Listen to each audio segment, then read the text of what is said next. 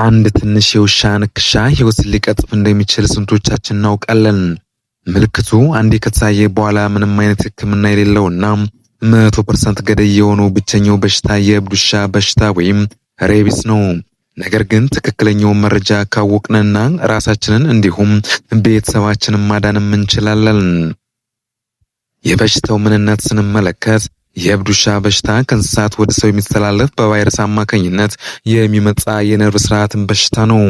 ቫይረሱ በአብዛኛው በበኩሉ ከእንስሳት ማለትም ውሻ፣ ድመት፣ ቀበሮ ምራቅ ውስጥ በሚገኝ ሲሆን በንክሻ ወይም በጭረት ወደ ሰው ደም ውስጥም ይገባል።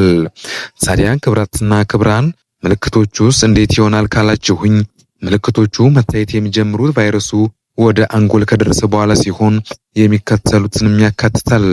የመጀመሪያ ምልክቶቹ ትኩሳት፣ ራስ ምታት፣ በየንክሻው አካባቢ ማሳከክ ወይም መለብለብ ነው። ከፍተኛ ምልክቶች ስንመለከት የውሃ ፍርሃት ወይም ሃይድሮፎቢያ፣ ለብርሃን፣ ለድምፅ ወይም ለንፋስ ከፍተኛ ስሜታዊ መሆን፣ ግራ መጋባት፣ ንዴትና ከመጠን ያለፈ ምራቅ መፍሰስ ዋና ዋና ምልክቶቹ ናቸው። ታዲያ ክብራትና ክብራን የቤት ኬር ተከታታዮች ይህን ነገር ከተከሰተ እንዴት እንከላከል ካላችሁ ደግሞ የመከላከያ መንገዶች ወይም ፕሪቬንቴሽን፣ አንደኛ ለቤት እንስሳት ማለትም ውሻና ድመቶች ክትባት ብቸኛውና ዋነኛው መከላከያ የቤት እንስሳትን በየዓመቱ ማስከተብ ነው። በሁለተኛ ደረጃ የምናየው ቁጥጥር፣ የቤት እንስሳት ከዱር ወይም ከጎዳና እንስሳት ጋር እንዳይገናኙ ጥንቃቄ ማድረግ ነው። በሌላ በኩል ለሰዎቹ ከተነከሱ በኋላ የሚደረግም ጥንቃቄም አለ።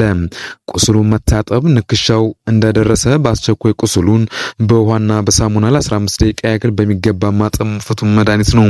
ይህም የቫይረሱን መጠን በከፍተኛ ሁኔታ ይቀንሳል።